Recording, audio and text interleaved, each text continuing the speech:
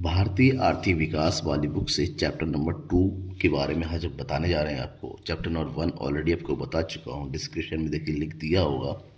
तो आज हम पढ़ेंगे भारत में पंचवर्षीय योजनाएं या भारत में जो दीर्घ अवधि योजनाओं का इसको आर्थिक नियोजन भी बोला जाता है, ठीक है ना।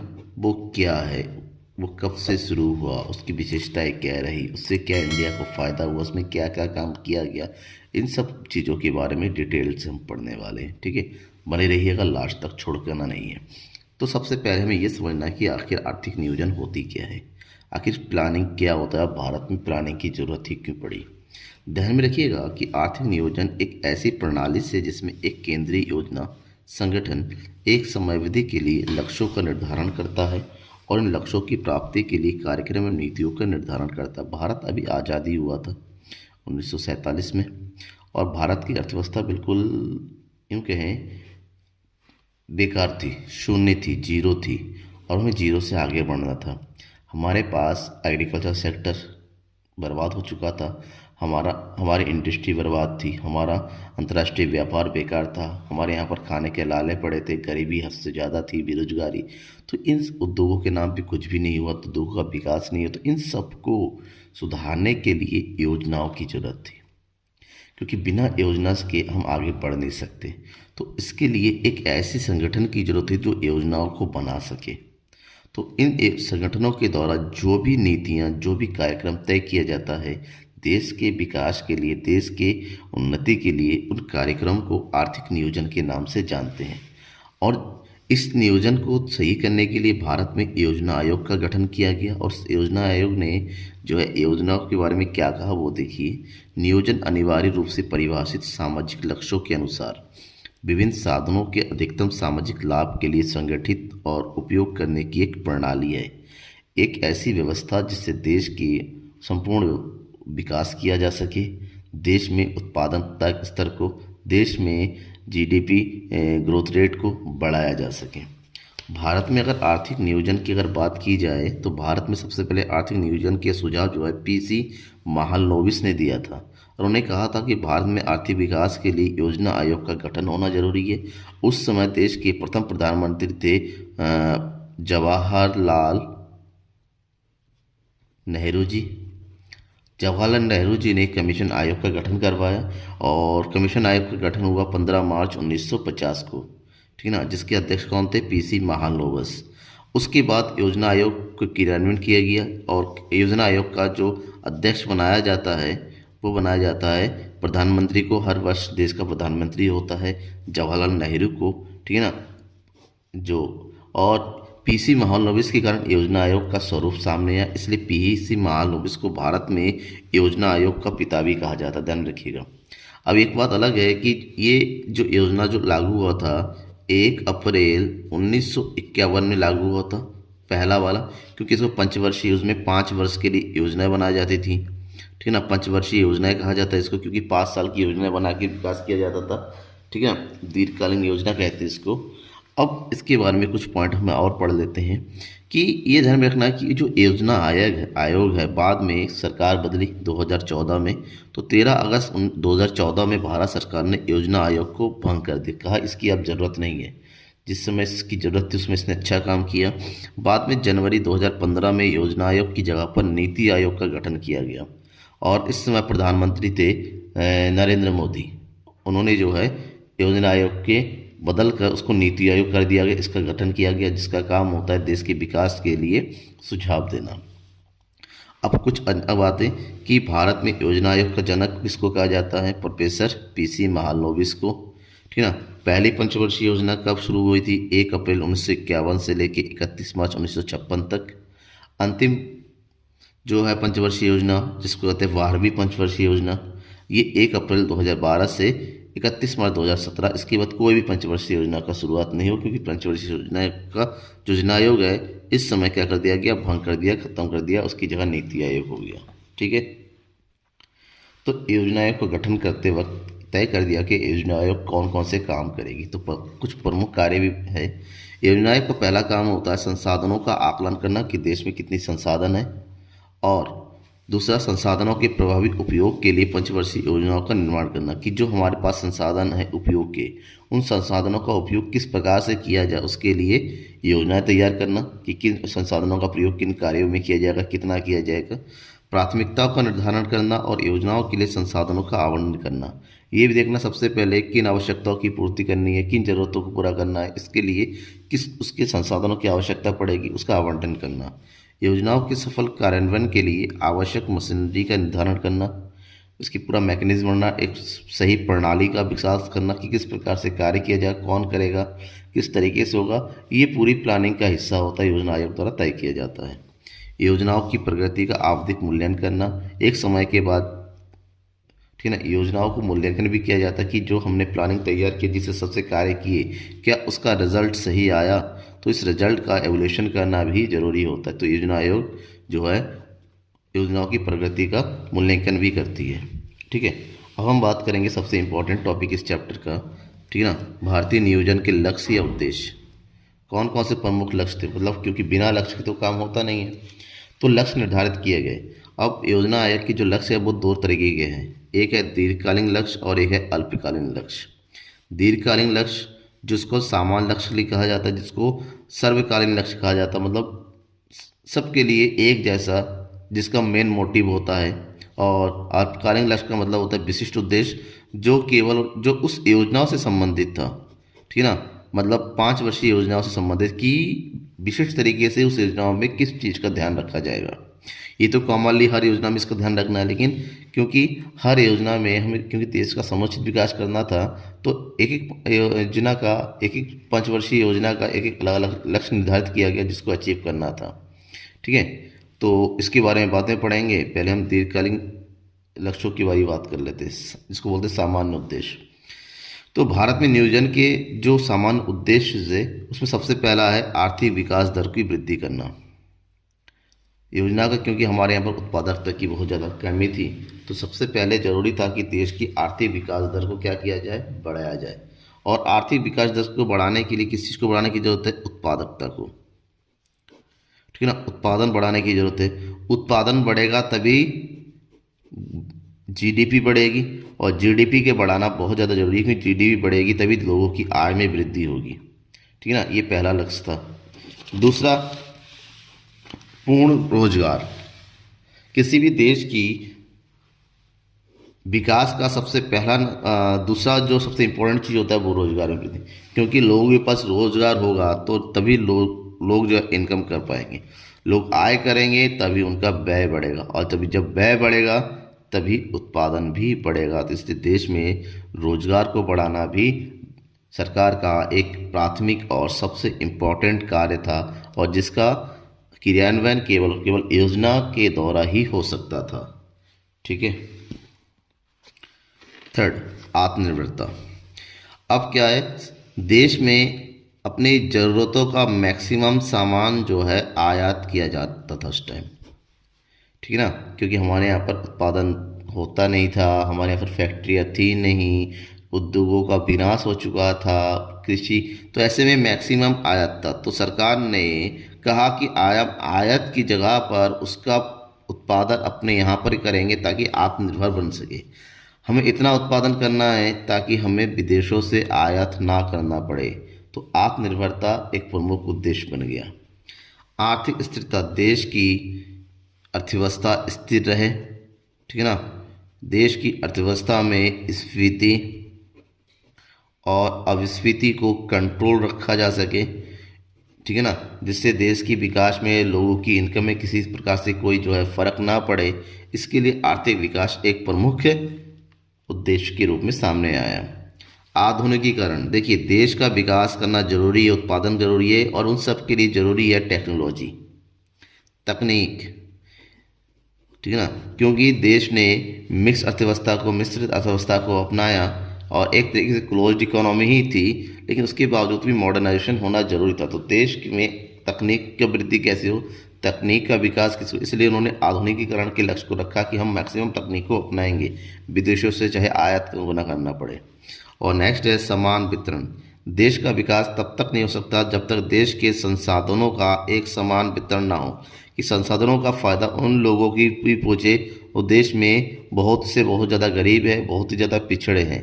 इसलिए समान वितरण और समता जो है योजनाओं का एक इम्पॉर्टेंट और बहुत ही ज़्यादा ज़रूरी हिस्सा है।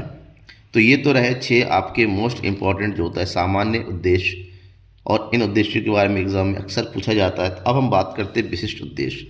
विशिष्ट उद्देश्य तय होते थे योजना के अनुसार। पंचवर्षीय योजना को ध्यान में रखते हुए अलग अलग योजनाओं के अलग अलग उद्देश्य थे। तो मैं जल्दी जल्दी वो बता देता हूँ कि योजना बस, क्योंकि भारत में 12 पंचवर्षीय योजनाओं को लागू किया गया अब तक, ठीक है ना। उसके बाद 17 के बाद कोई योजना शुरू नहीं हुई। तो पहली पंचवर्षीय योजना लागू हुई थी 1 अप्रैल 1951 से लेके 31 मार्च 1956 तक, और योजना का लक्ष्य रखा गया था कृषि उत्पादन वृद्धि, क्योंकि सबसे पहले जरूरत थी कि लोगों के सामने खाने पीने की जरूरतें पूरा कर सके। इसलिए सबसे पहला उद्देश्य रखा था कृषि के क्षेत्र में हम वृद्धि करेंगे। तो कृषि उत्पादन में वृद्धि, उत्पादन, आय एवं धन वितरण की असमानताओं को दूर करना, जिसके लिए फैक्ट्रियाँ लगानी थी, किसी क्षेत्रों में आधुनिकीकरण करना था, लोगों को रोजगार प्रोवाइड करना था। सेकेंड, दूसरी पंचवर्षीय योजना शुरू हुई 1 अप्रैल 1956 से लेकर 31 मार्च 1961 तक, और इस पंचवर्षीय योजना की प्रमुख उद्देश्य था भारी उद्योगों की स्थापना करना, कि देश का सामरिक विकास, आधुनिक विकास भारी उद्योग से शुरू होता है। छोटे छोटे उद्योगों का विकास भारी उद्योगों के विकास से ही होता है, कि मशीनों का निर्माण जो होता है, लौह इस्पात का काम होता है। दूसरा, औद्योगिक उत्पादन में वृद्धि करना, ठीक है ना, उद्योगों को सर्वोपरि तय करना। और इसी टाइम जो होता 1956 में IPR, इंडस्ट्रियल पॉलिसी रेजोल्यूशन बनाया गया था, जिसमें इंडस्ट्री का जो है सार्वजनिक रूप से विकास होना शुरू हुआ। तीसरी पंचवर्षीय योजना 1 अप्रैल 1961 से लेकर 31 मार्च 1966 तक रही, और इस योजना का जो है लक्ष्य था खाद्यान्न उत्पादन में आत्मनिर्भरता प्राप्त करना, रोजगार अवसरों में वृद्धि करना, आर्थिक एवं सामरिक असमानताओं में कमी करना। और उसके बाद 1 अप्रैल 1966 से लेकर 1 अप्रैल 1967 और 31 मार्च 1967, और उसके बाद 1 अप्रैल 1967 से लेकर 31 मार्च 1969 तक 68 और 67-68 तक 3 वार्षिक योजनाओं को चलाया गया। ये वो समय था, आपको पता है, जब युद्ध छिड़ गया था, ठीक है ना, और देश में इमरजेंसी लागू हो गई थी, और इसी कारण से इस समय वार्षिक पंचवर्षीय योजना को लागू ना करके वार्षिक योजनाओं को लागू किया गया। उसके बाद 1 अप्रैल 1969 से 1974 तक चौथी पंचवर्षीय योजना चली, जिसका लक्ष्य था स्थिरता के साथ विकास करना। बहुत ही ज़्यादा यहाँ पर जो है मूल्य में वृद्धि या कमी ना हो, स्थिरता बनी रहे, साथ ही साथ आत्मनिर्भरता की प्राप्ति करना, चाहे खाद्यान्न हो चाहे उत्पादन क्षेत्र। पांचवी पंचवर्षीय योजना शुरू की गई 1 अप्रैल 1974 से लेकर 31 मार्च 1979 तक, और इस योजना का लक्ष्य रखा गया गरीबी उन्मूलन। देश में गरीब, क्योंकि बहुत तीव्र गति से भारत की, जिस हिसाब से भारत की जनसंख्या बढ़ रही थी, उसी हिसाब से भारत में गरीबी भी बढ़ रही थी, और आत्मनिर्भरता प्राप्त करना, गरीबी दूर करना, और गरीबी दूर हो सकती थी उनको कार्य देकर। उसके लिए कई तरीके की सरकारी योजनाओं को शुरू किया गया, लेकिन प्रमुख लक्ष्य रखा गया कि गरीबी को कम से कम किया जा सके। पांचवी पंचवर्षीय योजना के बाद फिर से 1 अप्रैल 1979 से लेकर 1 अप्रैल 1980 तक वार्षिक योजनाएं लाई गई एक, ठीक है ना। और इस वार्षिक योजना के बाद दोबारा फिर से छठी पंचवर्षीय योजना शुरू हुई 1 अप्रैल 1980 से 31 मार्च 1985 तक, और इसका प्रमुख लक्ष्य रखा गया था आधुनिक संरचना, यानी कि इंफ्रास्ट्रक्चर का डेवलपमेंट करना, जिसमें यातायात, ऊर्जा, संचार का विकास करना था। गरीबी उन्मूलन प्रमुख लक्ष्य था, और आत्मनिर्भरता की प्राप्ति करना, ठीक है। फिर आए 1 अप्रैल 1985 से लेकर 31 मार्च 1990 सातवीं पंचवर्षीय योजना, और इस योजना का लक्ष्य रखा गया सामाजिक एवं आर्थिक असमानताओं को कम करना, उत्पादकता एवं रोजगार में वृद्धि करना। सातवीं पंचवर्षीय योजनाओं के बाद फिर से 2 वर्षीय योजना शुरू हुई 1 अप्रैल 1990 31 क्योंकि ये वो समय था जब भारत में आर्थिक तरीके से बदला गया, ठीक है ना, और भारत में नई आर्थिक नीति का शुरुआत किया गया, ठीक है ना। 1991 आपको पता LPG पॉलिसी के नाम से न्यू इकोनॉमिक पॉलिसी 1991 में शुरू की गई। इसीलिए यहाँ पर जो है पंचवर्षीय योजना को लागू नहीं किया, क्योंकि नए तरीके से देश की पूरी नीतियों को बदला जा रहा था, तो उस समय इसको रोक के वार्षिक योजना को शुरू किया गया।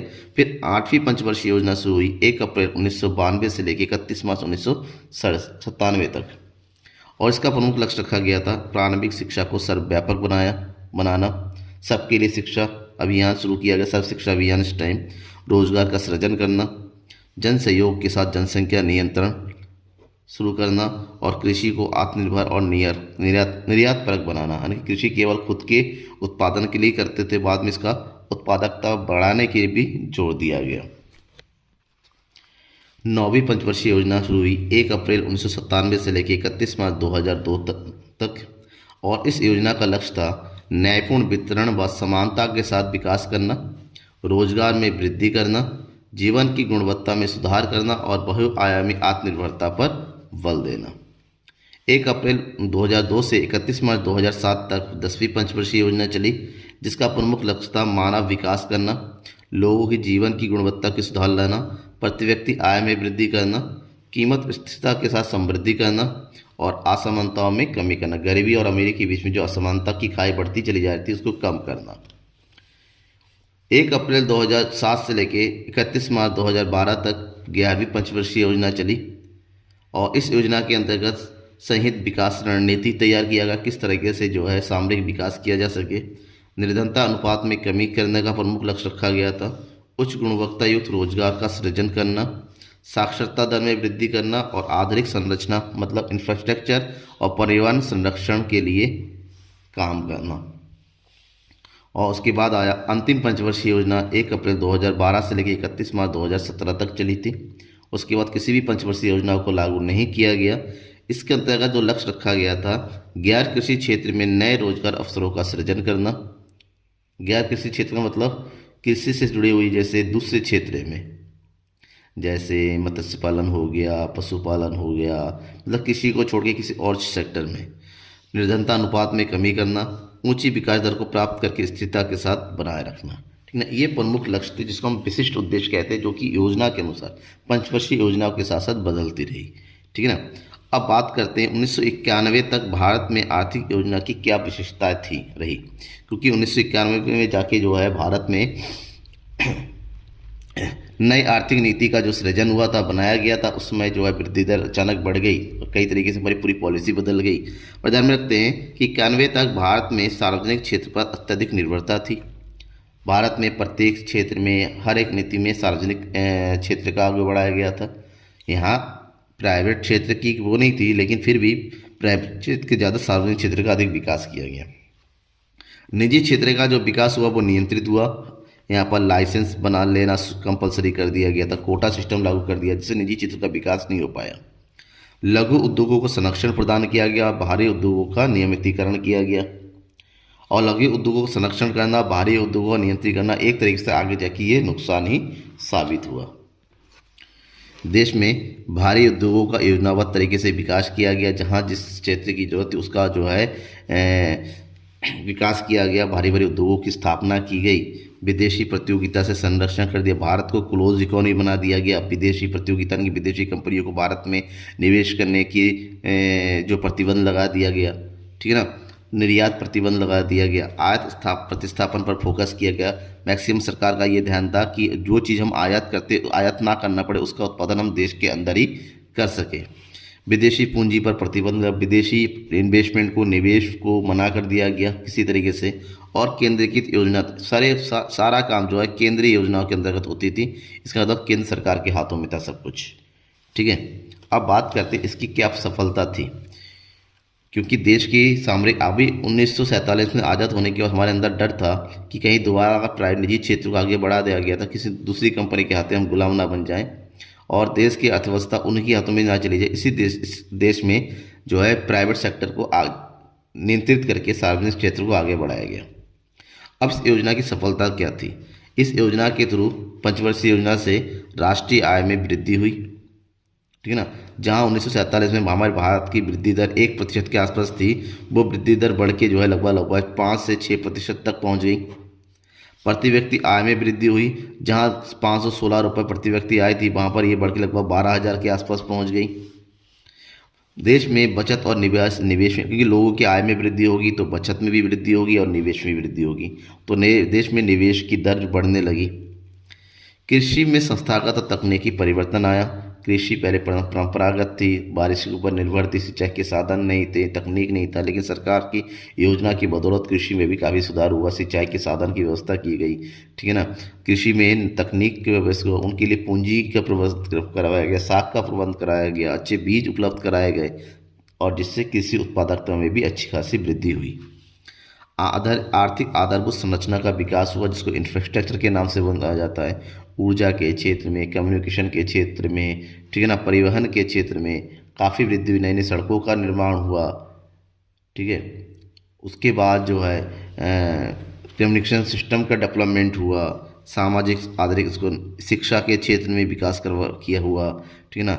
नए नए हॉस्पिटल बने, दवाइयों की फैक्ट्री लगी, साथ ही साथ देश में रोजगार की फैक्ट्रियाँ लगती हैं और अलग अलग काम होते हैं, उससे रोजगार का निर्माण भी होता है प्रत्यक्ष रूप से। सेकेंडरी सेक्टर में, टर्सरी सेक्टर में, तृतीय क्षेत्र में, प्राथमिक क्षेत्र में रोजगार के अवसरों में वृद्धि हुई, लोगों को रोजगार के अवसर प्राप्त हुए, और अंतर्राष्ट्रीय व्यापार में भी हमारी वृद्धि हुई। लेकिन ये था कि हमारे अंतर्राष्ट्रीय व्यापार जो है प्रतिबंधित था, इसलिए उस हिसाब से वृद्धि नहीं हुई। लेकिन एक तरीके से अंतर्राष्ट्रीय व्यापार में पहले की तुलना में एक पॉजिटिव वृद्धि हुई। पहले हम कच्चे माल का निर्यात करते थे अंग्रेजों के समय में, और जो है अंतिम वस्तुओं को, जरूरी वस्तुओं को आयात करते थे। लेकिन यहाँ पर जो अब ये सही होने लगा, अब कच्चे माल का निर्यात तो बंद हो गया था, और जो जरूरी आयात था, ठीक है, जरूरी वस्तु वो भी कम कर दिया गया। अब थोड़ा बहुत हम निर्यात भी करना शुरू कर दिए थे, लेकिन वो सरकारी निर्यात था। अब आर्थिक नियोजन से देश को फायदा तो बहुत हुआ, लेकिन उसके बावजूद भी आर्थिक नियोजन के थ्रू कुछ असफलता हाथ लगी, जैसे तीव्र गरीबी। आर्थिक नियोजन से देश में गरीबी के स्तर को कम नहीं किया जा सका, और गरीबी को कम इसलिए नहीं किया जा क्योंकि आर्थिक नियोजन के दौरान ही देश में जनसंख्या वृद्धि दर बहुत तेज रही। जिस हिसाब से उसको रोजगार प्रोवाइड नहीं कर पाए, उससे ज़्यादा जो है जनसंख्या बढ़ने लगी, जिससे देश में गरीबी का स्तर बद से बदतर हालत में पहुंच गई। देश में उच्च स्फीति दर, क्योंकि जनसंख्या बढ़ रही थी तो लोगों की मांग में वृद्धि हो रही थी। जब मांग ज़्यादा होती तो उस हिसाब से पूर्ति नहीं हो पा रही थी, ऐसे में देश में स्फीति दर भी बढ़ती चली जा रही थी। बेरोजगारी का बढ़ना, जिस हिसाब से लोगों की बेरोजगारी दर बढ़ रही थी, उस हिसाब से उत्पादकता दर या उत्पादन में वृद्धि नहीं हो पा रही थी, नए नए अवसर का सृजन नहीं हो पा रहा था। तो बेरोजगारी की हालत अब भी खराब है, उस समय भी और भी ज़्यादा खराब थी। देश में देश में इंफ्रास्ट्रक्चर का डेवलपमेंट उतना नहीं हो पाया जिस हिसाब से होना चाहिए था। हम जो है आर्थिक संरचना के विकास करने में पिछड़ रहे थे, और देश के संसाधनों का असमान वितरण। भले ही सरकार क्या है, हमने जो है सार्वजनिक क्षेत्र को आगे बढ़ाया जहाँ पर सबके ऊपर समान ध्यान रखा गया, लेकिन उसके बावजूद कि देश की संसाधनों का अधिकार जो है देश के कुछ लोगों का ही होता चला गया। ठीक है। तो ये आर्थिक नियोजन की प्रमुख असफलता रही है। आपको कैसा लगा ये चैप्टर पढ़ के तो मुझे ज़रूर बताइएगा। ठीक है। कोई डाउट रहता है, कहीं कुछ कमी रह गई, वो भी मुझे बताइएगा कमेंट बॉक्स में, कमेंट करके उसको सुधारने की पूरी कोशिश करूँगा। इसके अलावा कोई ऐसा टॉपिक है जिसको आपको समझना है, जानना है, वो मुझे कमेंट बॉक्स में लिख के जरूर बताइएगा। Thank you everyone. सब्सक्राइब करना मत भूलिएगा। बाय।